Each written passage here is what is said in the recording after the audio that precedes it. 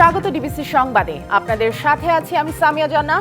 জুলাই গণহত্যার ঘটনায় প্রথম কোনো মামলার আনুষ্ঠানিক বিচার প্রক্রিয়া শুরু হয়েছে আন্তর্জাতিক অপরাধ ট্রাইব্যুনালে। মামলায় ডিএমপির সাবেক কমিশনার হাবিবুর রহমান সহ ৮ পুলিশ সদস্যের বিরুদ্ধে অভিযোগ দাখিলের মাধ্যমে শুরু হলো এই বিচার। হাবিব সহ ৪ জনের বিরুদ্ধে জারি করা হয়েছে গ্রেপ্তারি পরোয়ানা। এদিকে ৭ দিনের মধ্যে সাবেক প্রধানমন্ত্রী শেখ হাসিনাকে আদালত অবমাননা বিষয়ে সশরীরে হাজির হয়ে ব্যাখ্যা দিতে পত্রিকায় বিজ্ঞপ্তি প্রকাশের নির্দেশ দেওয়া হয়েছে। ২০২৪ সালের জুলাই মাস বৈষম্য বিরোধী ব্যানারে গড়ে ওঠে বিশাল আন্দোলন। এক পর্যায়ে ১৬ই জুলাই এই আন্দোলনে চালানো হয় গুলি, মারা যান আবু সাইদ সহ বেশ কয়েকজন। এ ঘটনার পর আন্দোলন বেগবান হতে থাকে দেশজুড়ে। আইনশৃঙ্খলা বাহিনী চালায় গুলি, একে একে ঝরতে থাকে প্রাণ। এক পর্যায়ে ৫ই আগস্ট পালিয়ে যান প্রধানমন্ত্রী শেখ হাসিনা। পতন হয় টানা ১৫ বছরের বেশি শাসনের। সেই আন্দোলনের ঘটনায় হয়েছে অসংখ্য মামলা। রাজধানীর চানখারপুলে ৬ জনকে হত্যার ঘটনায় মামলা তার মধ্যে একটি। সেই মামলার আনুষ্ঠানিক বিচার শুরু হলো রবিবার। ৫ আগস্ট জুলাই বিপ্লবের পর পুনর্গঠিত আন্তর্জাতিক অপরাধ ট্রাইব্যুনালে আজকে প্রথম ফরমাল চার্জ দাখিলের মাধ্যমে আনুষ্ঠানিক বিচারের যাত্রা শুরু হবে। আমাদের এই আইন অনুযায়ী এই ফরমাল চার্জটি ট্রাইব্যুনালের কাছে যদি স্যাটিসফ্যাক্টরি মনে হয় তাহলে ওনারা এটিকে আমলে গ্রহণ করবেন। এর আগে গত ২১শে এপ্রিল এই মামলার তদন্ত প্রতিবেদন চিফ প্রসিকিউটরের কাছে জমা দেয় ট্রাইব্যুনালের তদন্ত সংস্থা। এদিকে আশুলিয়ায় ৬ মরদেহ পোড়ানোর মামলায় এরই মধ্যে তদন্ত শেষ হয়েছে। ২-১ দিনের মধ্যে তদন্ত প্রতিবেদন চূড়ান্ত করে জমা দেয়া হবে। অন্যদিকে ২২৭ জনকে হত্যার লাইসেন্স পেয়েছি ভারত থেকে শেখ হাসিনার দেওয়া এমন অডিও বক্তব্যের পর আদালত তলব করলেও রবিবার হাজির হননি তিনি। ফলে পত্রিকায় বিজ্ঞপ্তি প্রকাশের নির্দেশ দেওয়া হয়েছে। আসিফ খান, ডিবিসি নিউজ। সরকারি চাকরির সংশোধিত অধ্যাদেশ ২০২৫ প্রত্যাহারের দাবিতে দ্বিতীয় দিনের মতো সচিবালয়ে বিক্ষোভ করছেন কর্মকর্তা কর্মচারীরা। তাদের দাবি, এই আইনের কারণে কর্মচারীদের মধ্যে আতঙ্ক ও ভীতিকর পরিবেশ তৈরি হয়েছে। ছুটি নিয়ে অনুপস্থিত থাকলেও চাকরিচ্যুত হওয়ার আশঙ্কা রয়েছে। সরকারি চাকরি সংশোধন অধ্যাদেশ ২০২৫-এর খসড়া আইন হিসেবে পাশ করার উদ্যোগ নিয়েছে সরকার, যার খসড়া এখন আইন মন্ত্রণালয়ে রয়েছে। এই আইনের বিরুদ্ধে ১৪তম গ্রেড থেকে ২০তম গ্রেডের কর্মচারীরা আপত্তি জানিয়ে আসছে। এর অংশ হিসেবে রবিবার সকাল থেকে সচিবালয়ের বিভিন্ন ভবনে মিছিল নিয়ে বিক্ষোভ চলে। বাংলাদেশ সচিবালয় কর্মকর্তা কর্মচারী সংযুক্ত পরিষদের সভাপতি বাদিউল কবির তাদের আন্দোলনের যুক্তি ব্যাখ্যা করেন গণমাধ্যমের কাছে। কারণ দর্শানোর পূর্বেই চাকরি থেকে অপসারণ করা হবে। আপনারা কি এই ধরনের কালো আইন, নিবর্তনমূলক আইন মানতে চান? আমাদের সাবধান, এই অধ্যাদেশ অবিলম্বে বাতিল করতে হবে। যত উপদেষ্টা আছেন প্রত্যেকটা উপদেষ্টার গাড়িবর ভিতরে প্রবেশ করতে দেওয়া হবে না। আন্দোলনকারীরা বলেন, এই আইন সংশোধনে কর্মচারীদের মতামত নেওয়া হয়নি। এই আইন বাতিল না হওয়া পর্যন্ত কাজে না ফেরার ঘোষণা দেন তারা। কর্মচারীদের অধিকার বঞ্চিত করার জন্য একটা কালো আইন তৈরি করতে যাচ্ছে। আমরা সেই আইনের বিরুদ্ধে সোচ্চার হচ্ছি। এই সচিবালয়ের কর্মচারীদের বিরুদ্ধে কয়েকজন ষড়যন্ত্রকারী এই আইনটা একটা চিঠির মাধ্যমে খসড়া তালিকা তৈরি করছে। কর্মকর্তা কর্মচারীদের অসন্তোষ আন্দোলনে ব্যাহত হচ্ছে স্বাভাবিক কর্মপরিবেশ ও কার্যক্রম। শাহ ইমন, ডিবিসি নিউজ, ঢাকা। রাখাইনে মানবিক করিডোর দেওয়ার পক্ষে নয় জামায়াতে ইসলামী, সাফ জানিয়ে দিলেন দলটির আমির ডাক্তার শফিকুর রহমান। ডিসেম্বর থেকে জুনের মধ্যেই নির্বাচনের জোর দাবি জানান তিনি। দুপুরে মৌলভীবাজারের কুলাউড়ায় চা শ্রমিকদের সাথে মত বিনিময় শেষে এসব কথা বলেন তিনি। আমরা বলেছি যে আপনি বলেছেন আপনি একজন মর্যাদাবান মানুষ, সম্মানিত মানুষ, আপনাকে আমরাই সবাই সমর্থন দিয়ে এই মহান দায়িত্ব আপনার উপরে দিয়েছি। আপনি বলেছেন এই বছরের ডিসেম্বর থেকে আগামী বছরের জুন, এর ভিতরে আপনি নির্বাচন দিবেন। তিনি বলেছেন যে আমি আমার কথায় শক্ত আছি এবং সেই নির্বাচন আপনারা পাবেন। তবে আমি চাচ্ছি এমন একটা নির্বাচন যেটা ইতিহাস সৃষ্টি করবে এবং যেখানে প্রত্যেকটি মানুষ ভোট দিয়ে হাসি মুখে বের হবে, গিয়ে দেখবে না যে তার ভোট আরেকজন দিয়ে ফেলেছে। কোনো দলের নয়, গণ অভ্যুত্থানের প্রতিনিধি হিসেবে দুই উপদেষ্টা আসিফ মাহমুদ ও মাহফুজ আলম সরকারে প্রতিনিধিত্ব করছেন বলে মন্তব্য করেছেন জাতীয় নাগরিক পার্টির দক্ষিণাঞ্চলের মুখ্য সংগঠক হাসনাত আব্দুল্লাহ। এ সময় দুই ছাত্র উপদেষ্টাকে নিয়ে দলীয় ট্যাগিং দেওয়া হচ্ছে বলে অভিযোগ করেন তিনি। সকালে চট্টগ্রামের 2 নম্বর গেট বিপ্লবী উদ্যান থেকে দলটির পথসভার শুরুতে এসব কথা বলেন তিনি। নীতি নির্ধারণের জায়গায় রাজনৈতিক দলগুলোর মধ্যে মতপার্থক্য থাকবে, আবার যখন সংকট আসে তখন বিভেদ কাটিয়ে উঠে সবাই ঐক্যবদ্ধ হবে বলেও জানান হাসনাত আব্দুল্লাহ। শিগগিরই বিচার, সংস্কার, নির্বাচনের রোডম্যাপ দিতে প্রধান উপদেষ্টার কাছে দাবি জানানো হয়েছে বলেও জানান তিনি।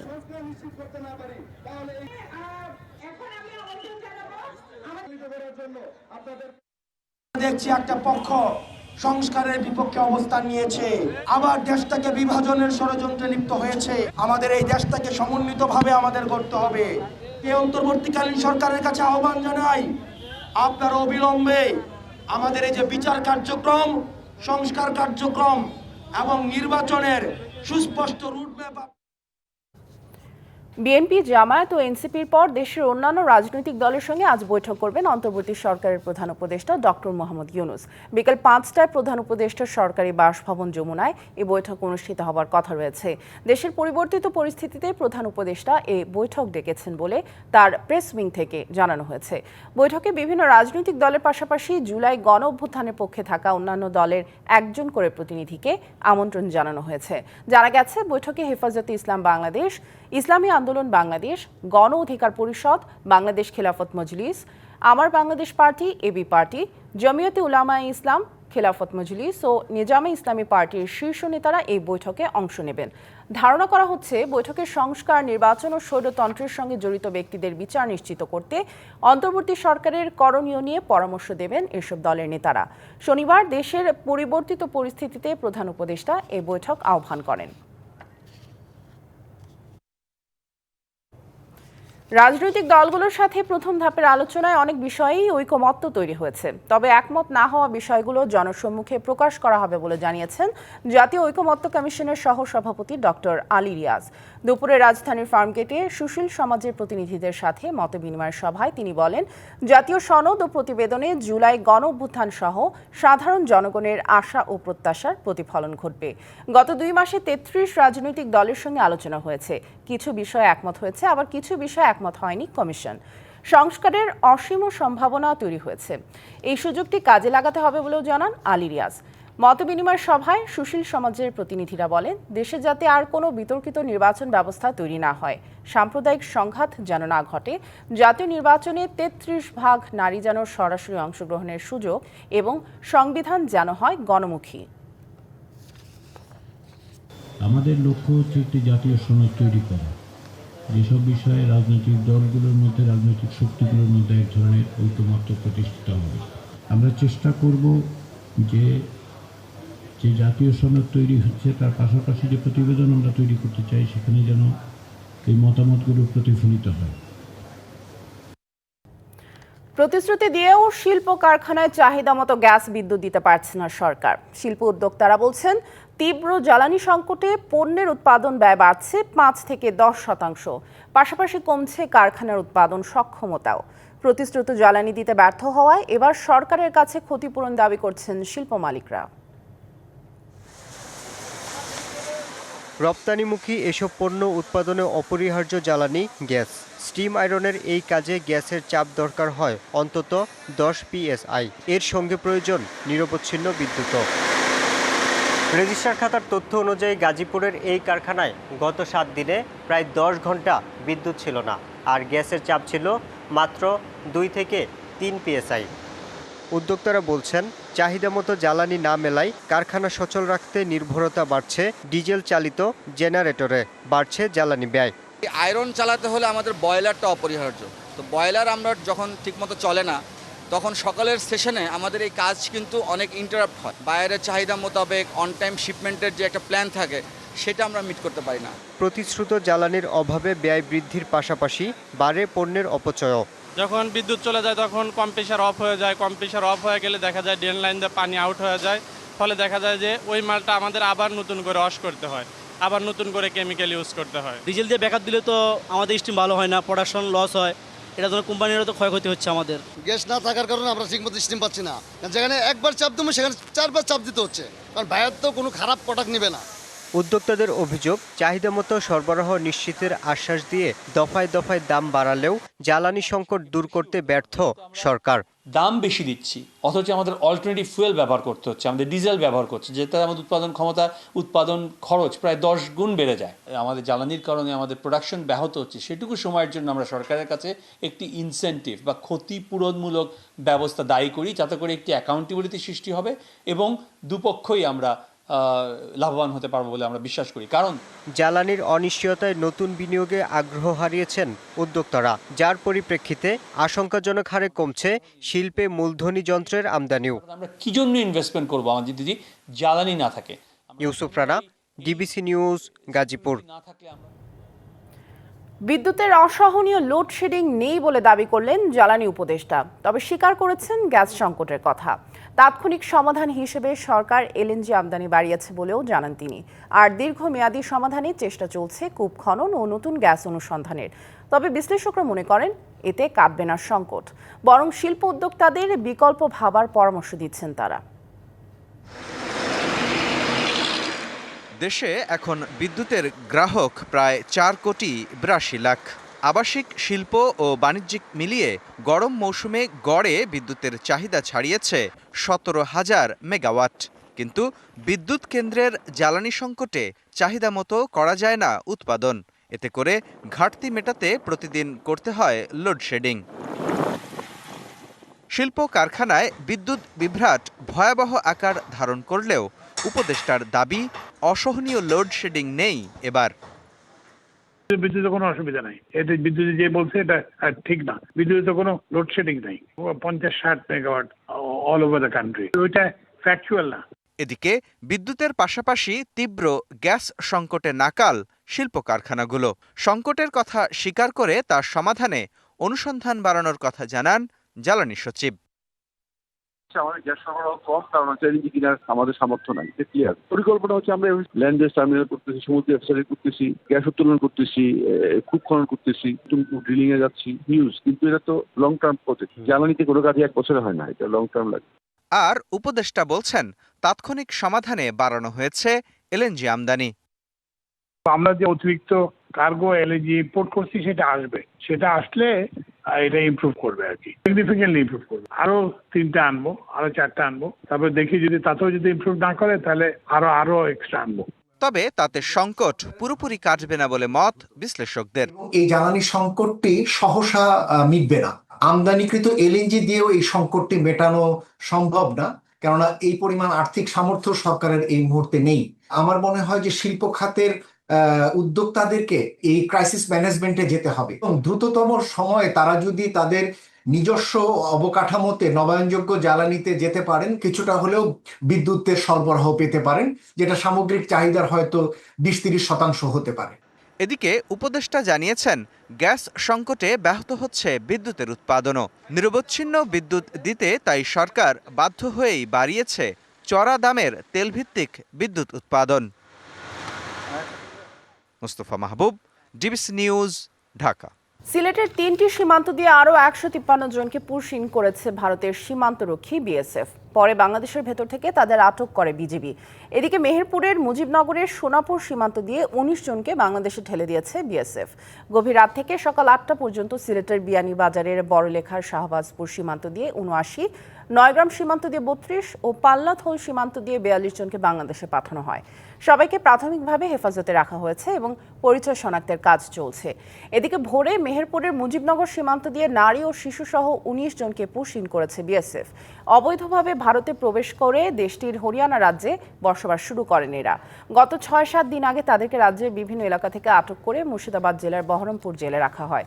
পরে আজ ভোরে সোনাপুর মাছপাড়া সীমান্ত দিয়ে তাদেরকে বাংলাদেশে ঠেলে দেয় বিএসএফ।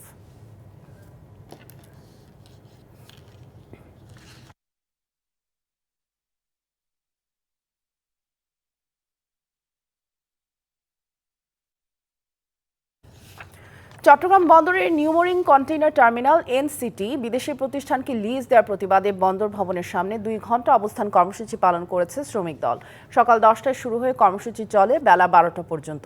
এ সময় বক্তারা বলেন, চট্টগ্রাম বন্দরের এনসিটি টার্মিনাল একটি স্বয়ংসম্পূর্ণ ও আধুনিক টার্মিনাল। এই টার্মিনালকে বিদেশিদের হাতে তুলে দেওয়া অন্তর্বর্তী সরকারের কাজ নয়।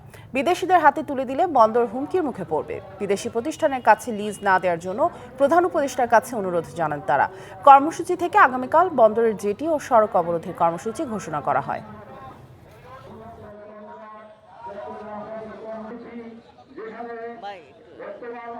চট্টগ্রাম বন্দরের গুরুত্বপূর্ণ স্থাপনা সিসিটি এনসিটি লাভজনক একটি ইয়ার্ড বিদেশিদের হাতে তুলে দেওয়ার জন্য সরকার ইতিমধ্যে পদক্ষেপ গ্রহণ করেছে।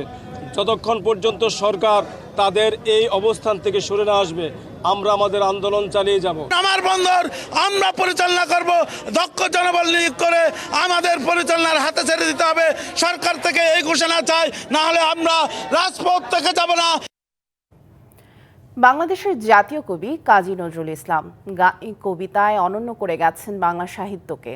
এক হাতে মাকামাসের বাঁশুরি, অন্য হাতে রণতুর্য নিয়ে তিনি যুগ যুগ ধরে জাগ্রত করে রেখেছেন বাঙালিকে। আজ এই মহান কীর্তিমানের 126তম জন্মবার্ষিকী। রাজধানী সহ সারা দেশে নানা আয়োজনে উদযাপন করা হচ্ছে কবির জন্মদিন। সাম্যের গান যেখানে আসিয়া এক হয়ে গেছে সব বাধা ব্যবধান।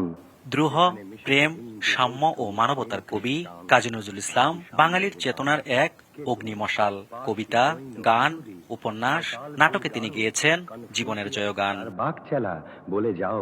বাংলাদেশের জাতীয় কবির 126তম জন্মবার্ষিকী। এ উপলক্ষে সকালে ঢাকা বিশ্ববিদ্যালয়ের কেন্দ্রীয় মসজিদের পাশে কবির সমাধিতে শ্রদ্ধা জানায় তার পরিবার, বিশ্ববিদ্যালয় কর্তৃপক্ষ, রাজনৈতিক দল ও বিভিন্ন শ্রেণী পেশার মানুষ।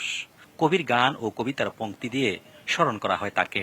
আজকে কাজী নজরুল ইসলাম যা দিয়ে গেছেন বাঙালিকে, বাংলা জাতিকে, বাঙালি জাতিকে, এটা অনস্বীকার্য। আমি আর আমার বড় বোন এসেছি, আমার দাদার প্রতি শ্রদ্ধা ও সালাম জানাচ্ছি। একনেকে অনুমোদন হলে ঢাকা বিশ্ববিদ্যালয়ে কবির নামে আবাসিক হলের নামকরণ করা হবে জানালেন বিশ্ববিদ্যালয় উপাচার্য। শিক্ষার্থীদের তরফ থেকে একটি হল এই মহান কবির নামে করবার একটি প্রস্তাব আছে, সেটি আমরা সক্রিয় বিবেচনায় রেখেছি। শ্রদ্ধা নিবেদন করে কবি নজরুলের আদর্শ সংগ্রাম নিয়ে কথা বলেন রুহুল কবির রিজভী। আমাদের জাতীয় জীবন, ব্যক্তিগত জীবনের প্রতিটি পরতে পরতে কাজী নজরুল জাতীয় কবি আমাদেরকে উদ্বুদ্ধ করেন, আমাদেরকে আনন্দিত করেন, আমাদেরকে অঙ্গীকারবদ্ধ করেন।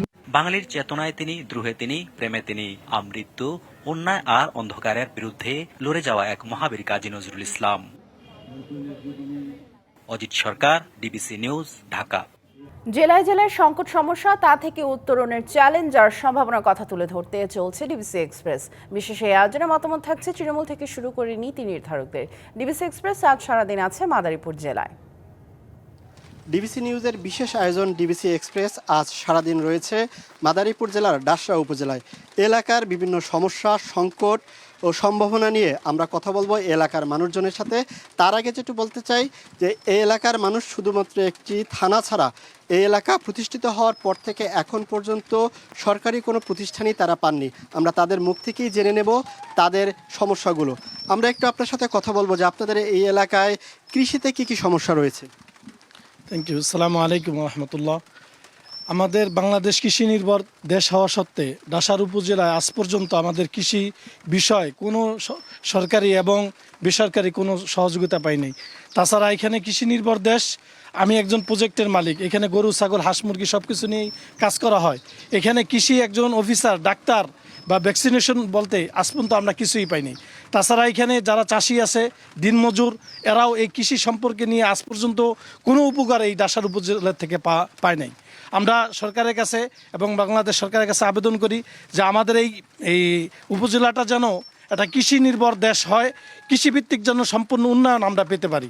এর জন্য সরকারের কাছে আমরা বেকুল আবেদন জানাচ্ছি। 5টি ইউনিয়ন নিয়ে আপনাদের এই উপজেলা গঠিত হয়েছে, 4 বছর হয়ে গেছে। মৌলিক কোন বিষয়গুলো এখনো আপনারা পাননি? আসসালামু আলাইকুম।